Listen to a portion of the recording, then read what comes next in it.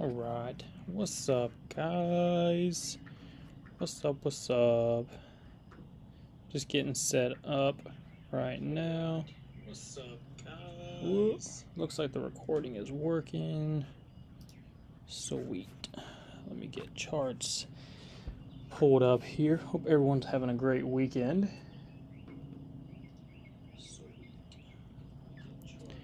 Bow, chicka, bow, bow, dun, dun, dun, dun.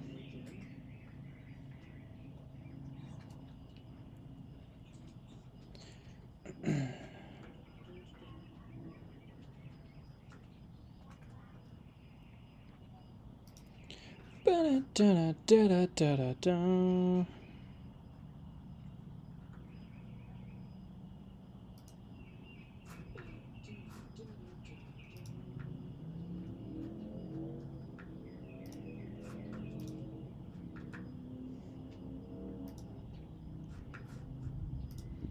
All right. Let's see if the live is working on X and YouTube here before I send out this link. Not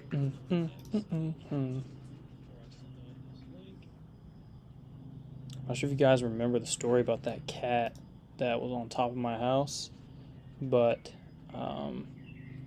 it has stayed at my house since that night. It basically lives on my front porch, and her name is Minnie, and she's sitting right here in front of me. So she has adopted us by this point. So I think I have the chat working this time. Hopefully it's working. Alright, copy. For all the ones that are here on the X live stream, if you could please like and retweet the stream, I would greatly appreciate it. This stream is live and recorded as always, so for the ones that cannot attend this session live, they can watch the recording of this education charting session later on. So the more people that share it, be easier to find, so I would greatly appreciate it. Already got members sending out the link to the live stream for me in the Discord. Appreciate you guys. I just sent it out myself that we are live. So hopefully the microphone's good as well. Discord last week sucked. I don't know about you guys with Discord, but Discord freaking sucked last week. There were so many technical errors within Discord. Appreciate you, Raymond, in Discord. Hi, Minnie. Hi. But chat's supposed to be working over here. See, look. Right there. I think I just did something wrong because I saw those messages right there and then they went away right there. Look, loud and sexy, bro. Keep it going. Appreciate it. So, like, right there, like, I see the messages coming up, but if I click off of it and then come back, I think they're gone. So, I got to figure out how to, like, for it to not, I guess, refresh. I guess there's a setting on here that I got to figure out where it's at for the chat. It's probably in the settings on Restream if I had to take a guess, but we'll mess with that later on another time. So, all right. Hope everyone had a great weekend. Let me turn the fire on right here for some ambiance. Hope it doesn't scare the little kitty. She literally is here every single night now, and Everly feeds her. So now you know this cat is never going to go anywhere. But sad part it is that we're moving soon, so now we got a debate on. Oh, there we go. Fire feels nice. So now we gotta debate if cat's coming with or not. So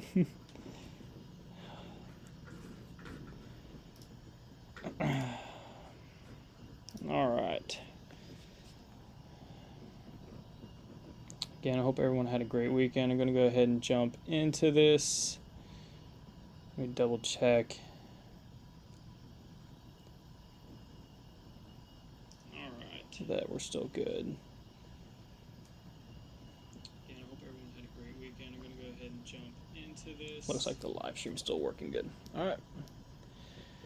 All right, let's get rolling. I've already sent out a few charts of a few names that I'm watching this week. I'm going to go over those here live as well. I'm going to throw in another one that I'm watching towards the end, but I'm not going to spend too much time on here. I usually keep these about short, relatively under about 20 minutes. So same three that I'm always going to start with for charting, and I have not looked at these names since Friday. So we're going to do these first three live together and see what the charts look like. So SPY, QQQ, and IWM. Those are the three. So we're going to head over here. We're going to go SPY. I already have levels on SPY. That's all that I have on this chart right here, are nothing but my levels. So, and a bunch of freaking long, short, long, short, long, short, long, short. So let's hide the drawings real quick and just look at the naked chart. So, I mean, SPY briefly went above 600 during the last session, and it closed at 599.14. So you have the previous all-time high, up here, just above 613. So I could start to see some rejection up here near the 600 psych level. If it does, on the larger time frame, start to reject and then come back down, if it starts to lose back underneath, 585 area, can probably say have a little bit of a lower high rejection and then work its way back down to 575, and underneath that, you have that gap down to the 570. But market is very bullish and very, very strong. So personally, I'd like to see if we can have a new all-time high, believe it or not.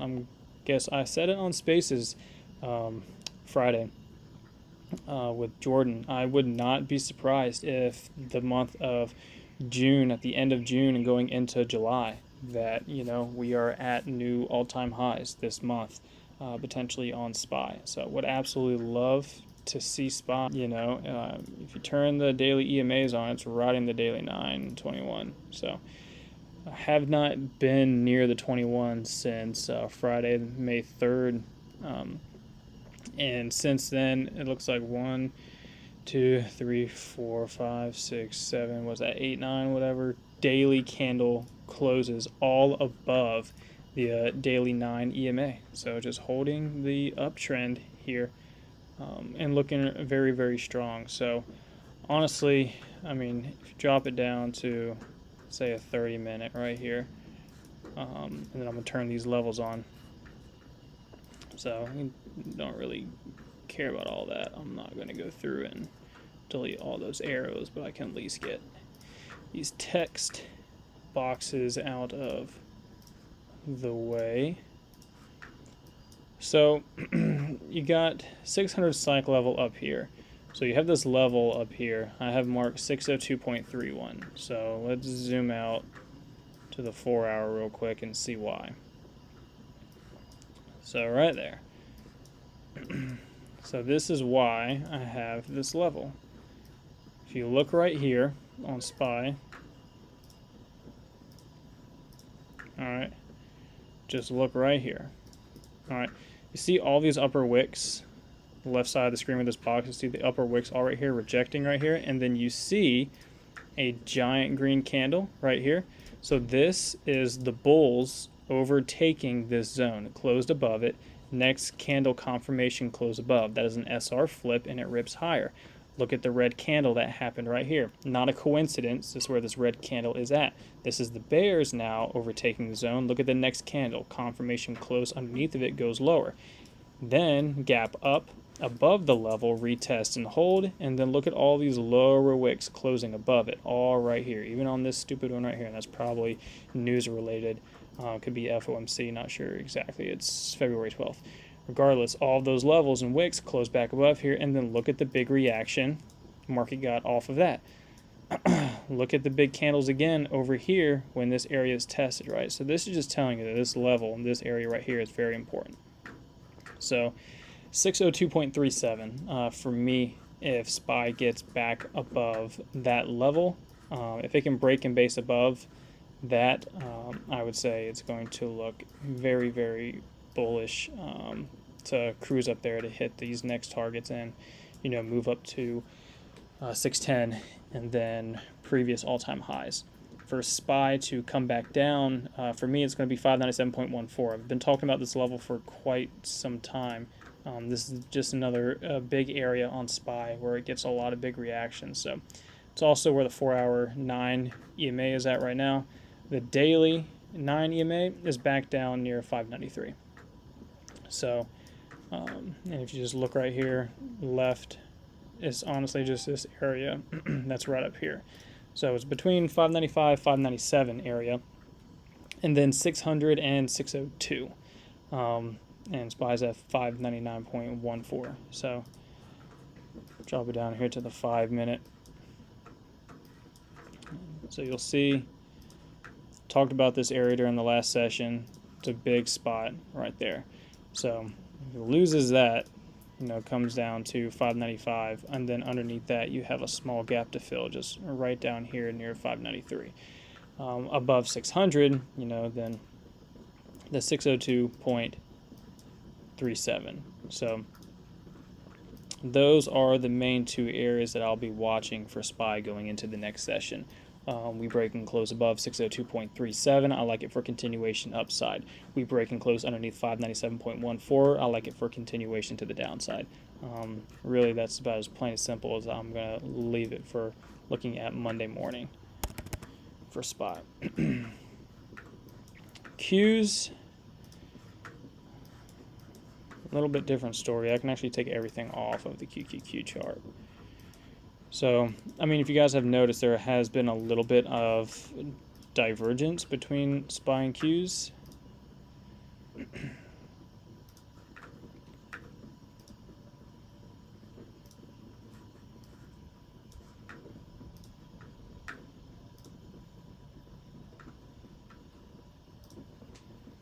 Yeah. So, I mean, this zone above of resistance starts around 534, and then it goes up to the previous all-time highs. You got this area right here of support. That's going to be around 520 to 521.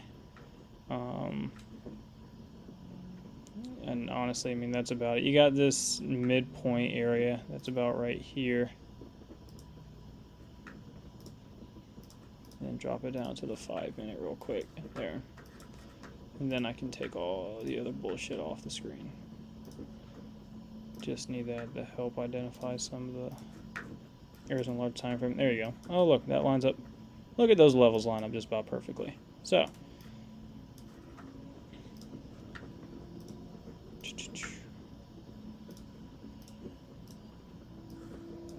right up here, this will be your resistance supply zone area.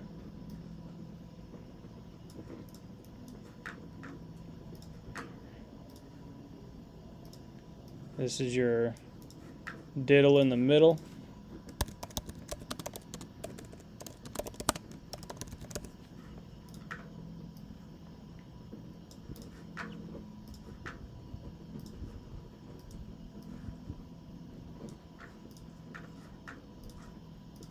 And then this would be your support, your demand zone.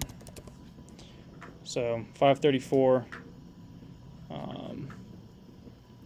533, 534, resistance supply zone, 525, 526, diddle in the middle, and then this 521 to 522 area support demand. So that's kind of the three areas I would watch going into next session for QQQ. Kind of easy as that. Honestly, I wouldn't do anything more. See, look, see all the chat was right there, and then it refreshes and it goes away. I got to figure that out.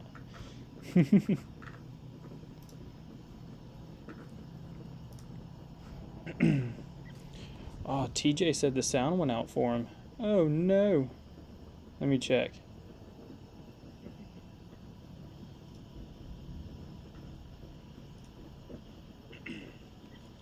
Oh, TJ said the sound went out for him.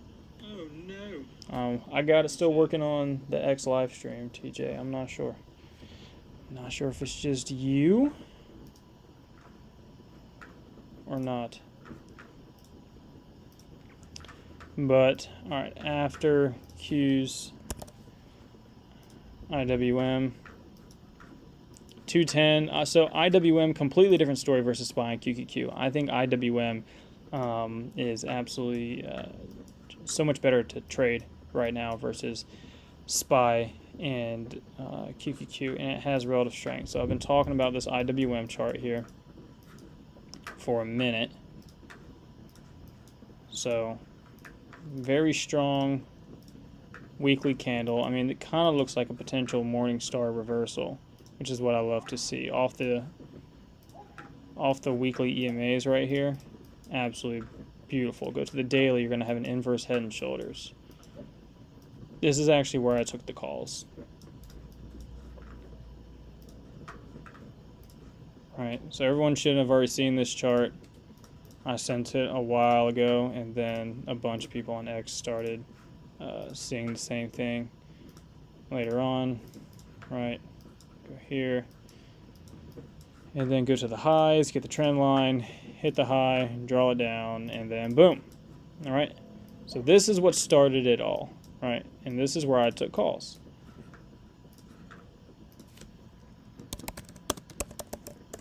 That's where I took my first call entry for IWM 210s, which are obviously in the money at this point. I no longer have the 210s. I have now rolled up into 220s for July 18.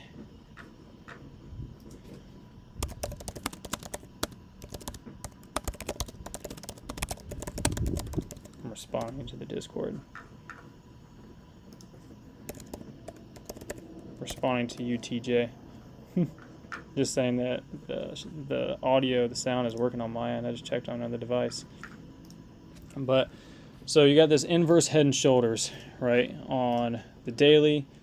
I kind of front ran it a little bit only because of the fact that going into the resistance of the trend line that was right here, it was this green hammer candle, which was the very first chart that I sent out, which was off the daily 21 green hammer candle right at the trend line. If it curls up from here, it's going to fill out that right shoulder, push up to the neckline, which is right at 210. So I'm going to take those calls. Majority here on the next candle up there, hitting close to the 210. And then I left a small position of runners, and then eventually they get in the money. And then I rolled into, they were 210s for the June 20s, and then I rolled into, that one sounded like a coyote. And and I rolled into 220s for July 18. My computer audio keeps cutting out, but works good on my phone. Oh, yeah. That's another thing with Discord as well. Discord audio has been like hit or miss. And then if you're on like your PC or laptop computer, and then you go listen to it on your phone, or similar things were happening on X for Spaces as well. I got no idea. That was a huge thing last week as well. So IWM gap up over top of 210, over top of the trend line. It looks absolutely amazing. So now I'm targeting 215. So would love to see the move up here to 215. And then 218. And 220 area, like right up here. So absolutely love this chart here on IWM. It is paying very, very nicely. This setup over here on IWM was my top watch outside of SPY and QQQ last week. So could be small cap summer. So, and then I got Tesla pulled up right here. I'll just go ahead and cover Tesla real quick. I am long Tesla. I sent it on Thursday that I was entering calls when Tesla hit 275. And the reason for that, just zoom out, look left, look at September back in 2023, look in July of 2024. Again, look at the big green candle. It's not a coincidence. That's where this green candle was. This was the bulls giving the bears the middle finger and taking over this area. So it always stands out to me. It just signals that this is an area of importance, right? And then big red candle, bounce, hold up, another big red candle, close underneath of it. So now what happens? Bears take control, get the bulls the middle finger, they go lower, right? Bounces back up, all these upper wicks right here hit the level, slam back down until what? Another giant big green candle right here closes above the zone. What does the next candle do? Wicks down, closes above it. What happens? It then pushes all the way back up here. It did nothing more than come back down and just retest the same area. Drop it down to a 5-minute chart with 275 marked. We'll look at Thursday. Can you take a guess on where I entered calls? Literally right there. I was in the group chat with the guys and then in the Discord and took calls. I said I will try the calls when it hits down at 275. It hit 275, got a nice bounce up into the close. My contracts closed slightly green. I think I was up like 15%. Didn't trim a single one, and I swung in the rest of the position, going for 300 for a first target. And then 300 is right up here, and that's kind of where it obviously chopped around all last session. Nothing happened, right? And it closed just underneath of it around 298. So until it breaks and close underneath 275, I will be on those calls. So I have calls for July 18. I have 400s. My entry is 3. I trimmed some off for about 55 to 60%. They went to, I believe, 460, 470 was my last trim on one of my contracts that I had. I have about $160, $170 per contract gain, and I only have a quarter of those left. And if we can continue to push up, then I'll probably grab some closer expirations. If we start to break and base above 300s, I'll probably grab June 20s, but I'm still going to hold the July 18 400s as long as we're staying above the 275 area here on Tesla. So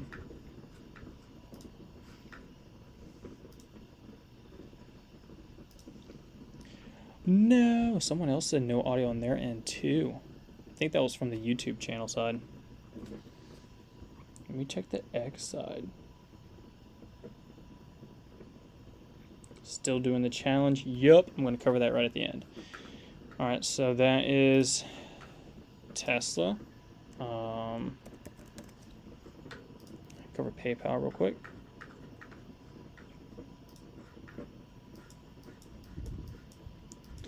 There's a lot of inverse head and shoulders.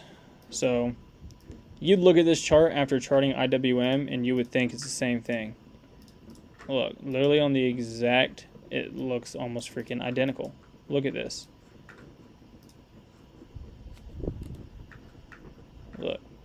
Look at this chart here. Look where I drew the arrow off the daily 21 green hammer candle. Big green candle, red, gap up, right? This is on the daily for IWM. Go to PayPal. Look at this. You think it's the same freaking thing. Inverse head and shoulders. Green hammer candle off the daily 21. Green candle gaps up, breaks the trend line, red candle, and then green candle to go higher. So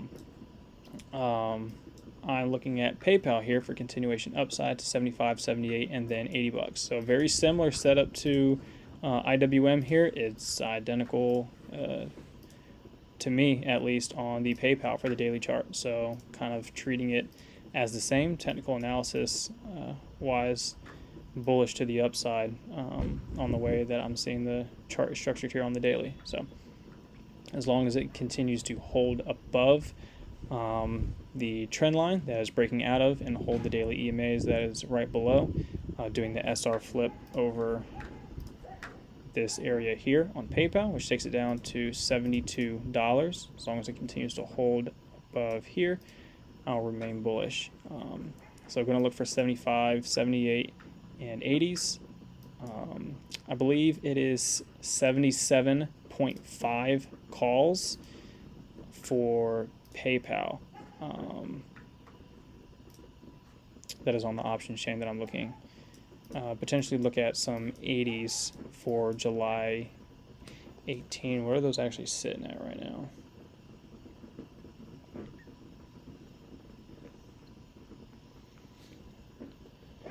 PYPL, PayPal, options chain, July 18, 80s are sitting around $80, so not bad. The 77.5s are about $1.40. The 80s are very cheap. They're about $80 per contract. So with, over a month until expiration. Someone said YouTube is good. So hopefully X is good as well.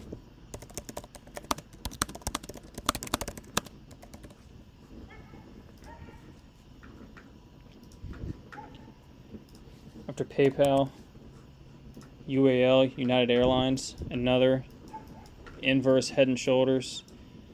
You see the pattern for the charts that I'm that I'm showing and that I'm watching, all very similar. So daily trend line, look, it's same, very similar. IWM, PayPal, right? This is just United Airlines. Inverse head and shoulders, trend line, getting the break, getting the base, and now it's pushing back up to this previous area of resistance just right up here. So if we can get some continuation above like this $85 area, I think it can get the move back up here to 90 to 92.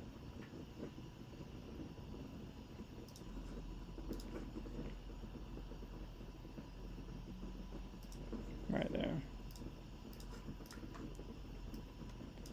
So I'm currently in call swings right now on United Airlines. United Airlines, Delta Airlines, and American Airlines, they all have very similar chart structures on the daily. I don't like American Airlines options that much compared to UAL and DAL, but I'm currently in July 18 calls on UAL based off of this chart. And then very quickly, just because I mentioned it, same thing. You can see the pattern here, right? So inverse head and shoulders, got some resistance right here. You got the daily 200 EMA, it's the purple little line right there, right where it's about to hit. So a little bit of resistance right up here, lining up right at $51. Potential bull flag breakout right here above those EMAs going into that resistance, but overall looking like an inverse head and shoulders just up here in this area as well.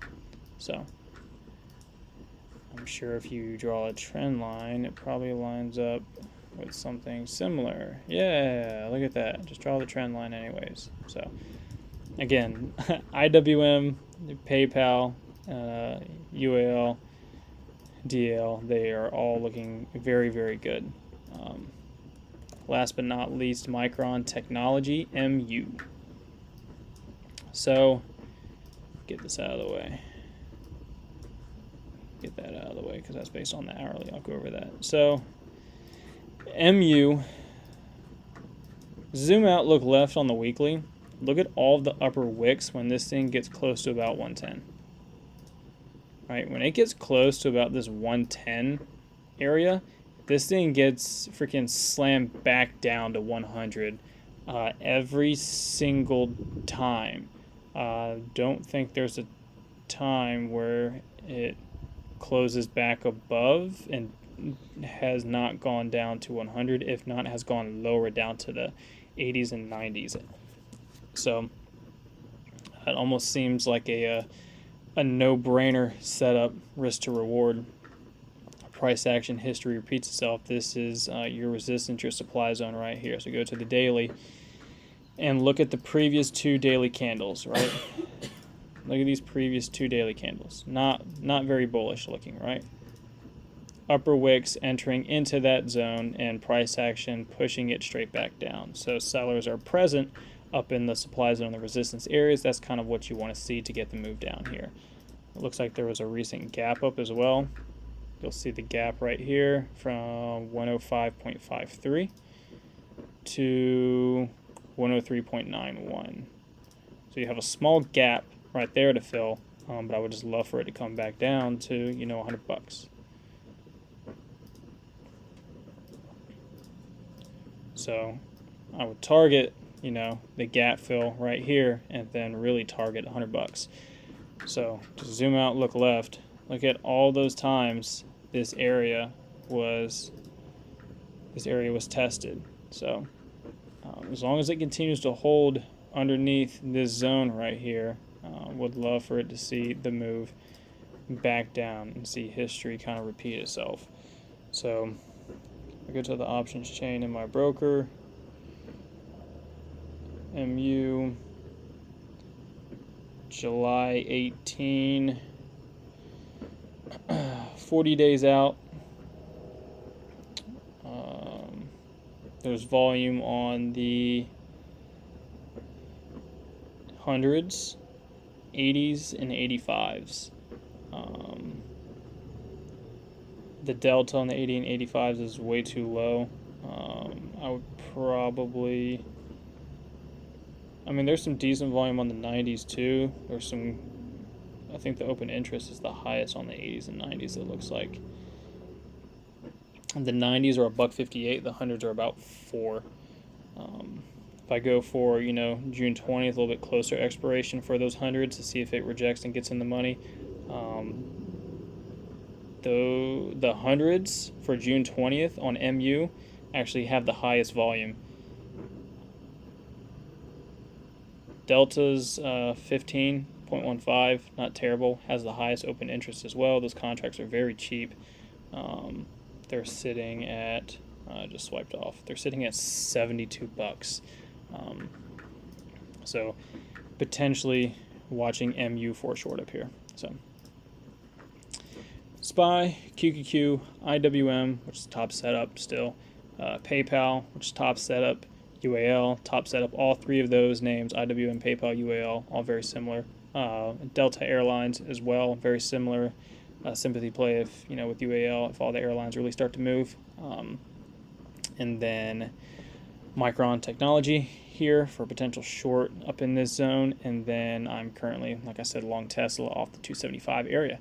So those are all the charts and some of the main names that I'm watching this week to take trades on. So hopefully that helped. One thing I'm starting as well. So ran a poll, did a challenge, and the most votes was for a $1,000 account challenge. We did $1,000, $5,000. Did the $5,000 last time. The goal is always to double the account, and then we'll just take it from there. But a lot of people wanted me to restart over again, and then a lot of people wanted me to use less capital. So we're doing a $1,000 challenge account. So the $1,000 challenge account starts tomorrow, and it's only on trades for SPY, QQQ, and IWM. That's it. So I'm still going to trade all the normal things like Tesla, Micron, UAL, and stuff like that, and still alert the trades that I take on those in my, you know, alert channel in the Discord, and that will be on my bigger account, my main account. But when I solely take trades on SPY, QQQ, or IWM, those three names will only be taken on the small cash account that has the $1,000 in it. And then obviously the first goal is to double it. So we're going to take the account from $1,000 to $2,000. So we are starting that fun little challenge tomorrow in the premium Discord. So gonna be fun. I hate trading with just $1,000. I can't believe people voted for that, but we'll see. I'm gonna have to, you know, go a little bit heavier than normal with a $5,000 account. I was able to utilize about 10 to 15% on average of capital per trade. which wasn't bad. 500 to about $750 per trade. You make your average 20-30%, make it close to about $200 a day or a trade, whatever it is. Compound it that way. Fantastic. For $1,000, I mean, 10-15%, you're talking $100-$150. I can buy like one contract, and I'm not trading 0 DTEs. It's against the rules. Can't trade 0 DTEs. I don't like trading weekly contracts. I like buying things that are usually at least close to next week contracts minimum. That's more of my style, like 7 to 14 days. If I'm swinging, then looking for like July. But for like right now, for it being June 8th, I'm probably going to be looking at like the June 20s, right? Looking at 12 days out. Potentially, 7 days out, up to the June 20s. So those contracts are a little bit more expensive. So I'm thinking I'll probably end up having to use a little bit more of the balance per trade starting off. Probably using $400 to $500 per trade. That way, if those contracts cost about anywhere from $150 to $250, we'll just say an average of $200 per contract, I can buy at least 2 contracts. And if the contracts go from 2 to 240 and then 280, then cool. Then I take the trade for however much that is. What was that, 20% for the 240 trim, and then whatever it is for a 280, 40%. So then, be able to trim out 2 of those contracts, make $120, right? So $120 profit on one trade with a $1,000 account. You got to think, that's pretty good. That means your account balance overall for the day, the account is up 12% in one day off one trade. When you look at the statistics that way, that's absolutely incredible. The dollar amount, obviously, for the profit is low, $120, right? But it's based off using only $400 of your $1,000 in total cash balance. And it still allows me to take another trade. If I take another trade, obviously the loss on that would be lower than what my win would be, because one of my rules is risk to reward.